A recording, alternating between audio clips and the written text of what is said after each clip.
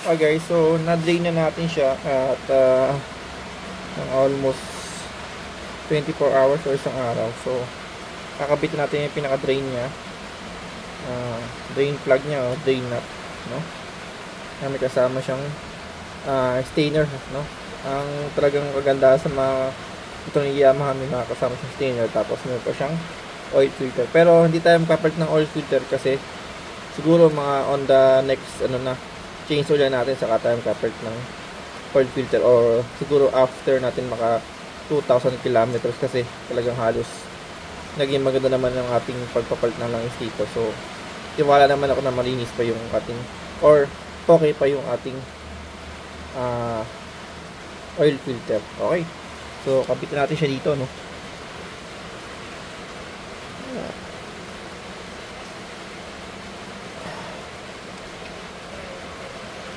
Pupush lang po natin, kasi meron siyang spring, and then maano naman ito pagka makakagat na yung pinaka nito.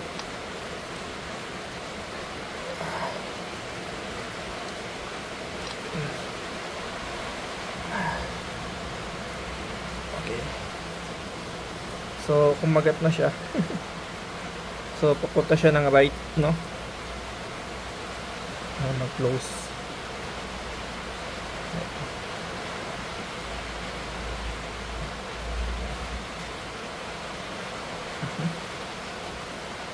Okay, so ayan.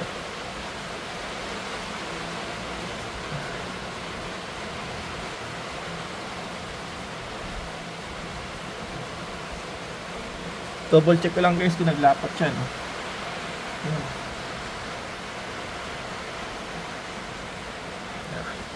Check nyo, check natin. So ayun siya guys, so ayan. Okay, so make sure talaga natin siya.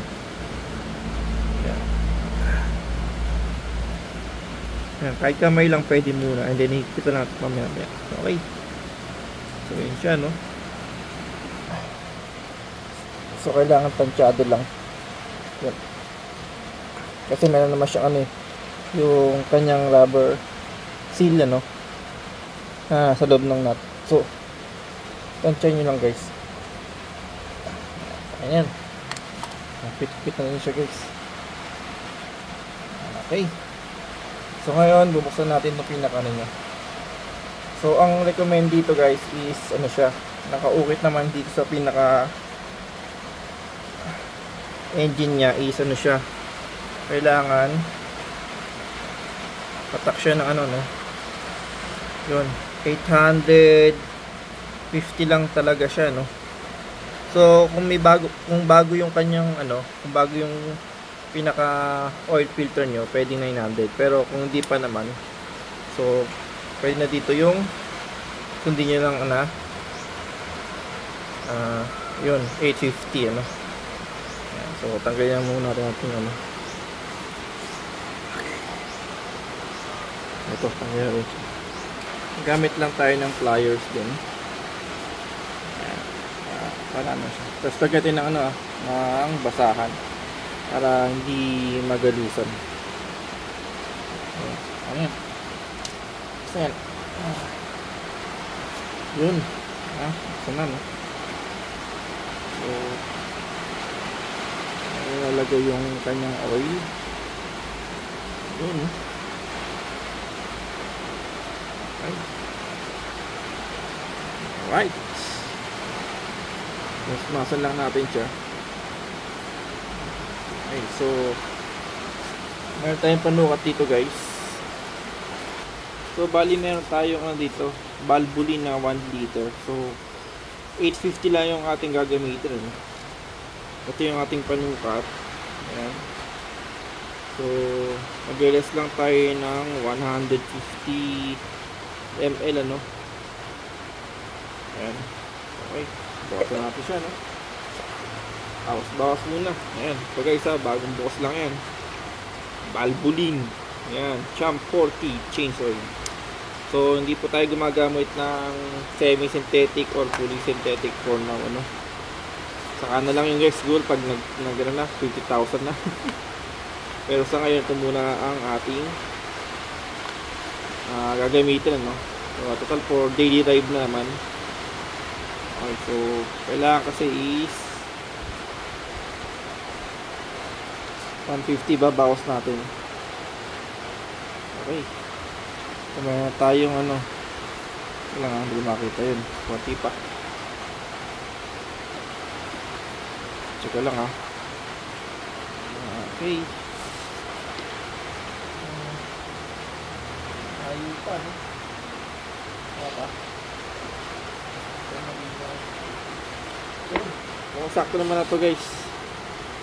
Nakabawas-bawas na tayo ng 150 ml.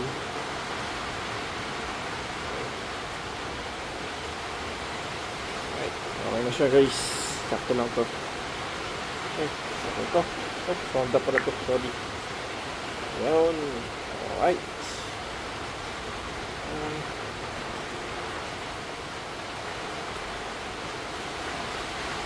Okay guys, so naiayos na natin yung pinaka-ating embudo. So ngayon, syempre nabawasan natin ito ng 150 ml. So 850 na lang siya halos. Ayan, ating Valvoline. Ito na yung ating magiging pinaka monthly or 1,000 kilometers every 1,000 kilometers. Okay, so dito na, no?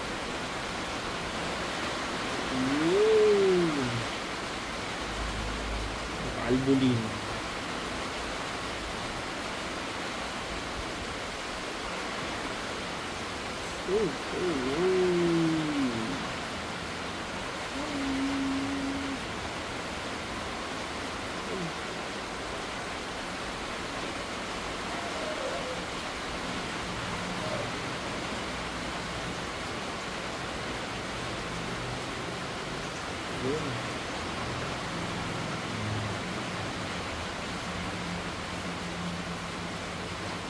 Nga lang guys, medyo ano lang ano, matagal nating bumaba, no? Kaya tayo makabili tayo ng panel talaga na isang bagsak na lang para diretso lang siya.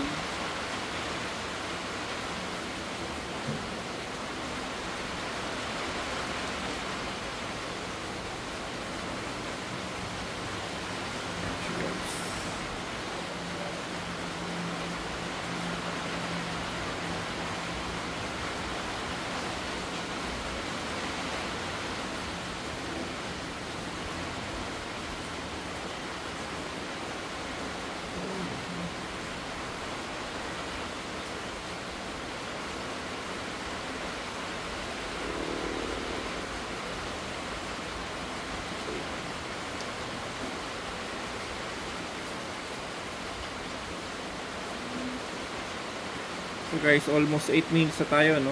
Kaya lang syempre kailangan ko siyang ano, tapusin. Ayan.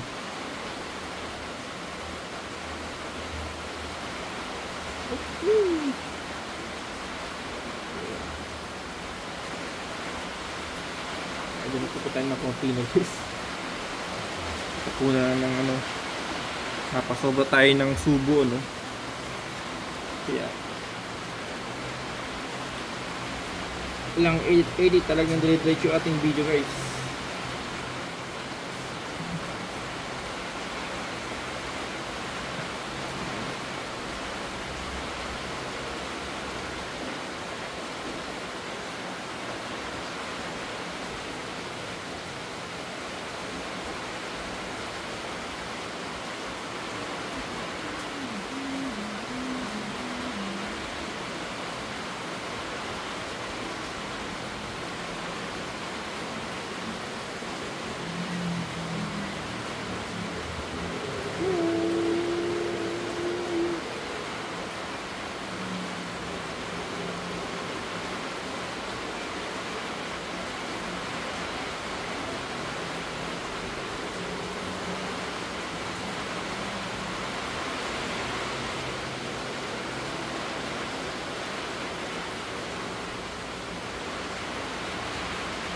guys.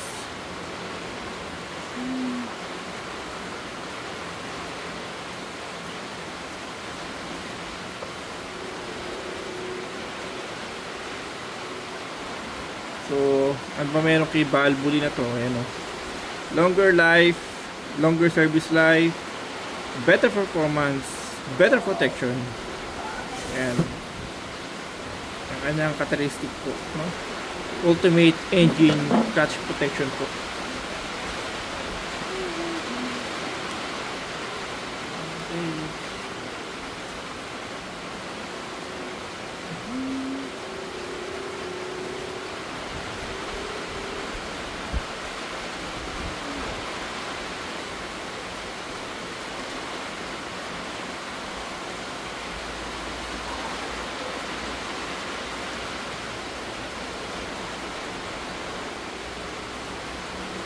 Valvoline, no?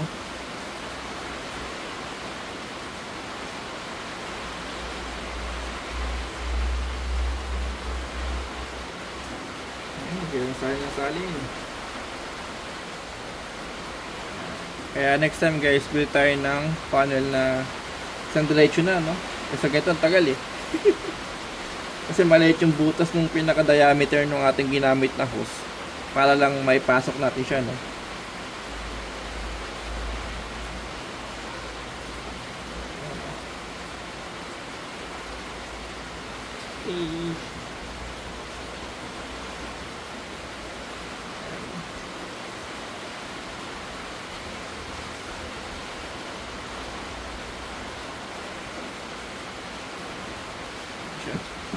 Okay, pero malapit na matapos na yung ating nilagay na 850 pero nabukasan ng ilang meters din. Ito tumapon kanina eh. Nabuhos eh.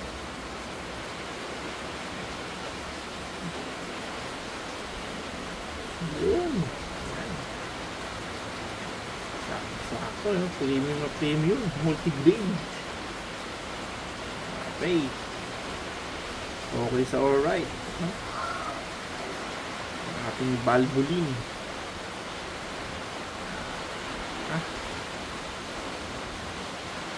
Okay guys, ayan. Sakto-sakto nalagyan natin lahat, no?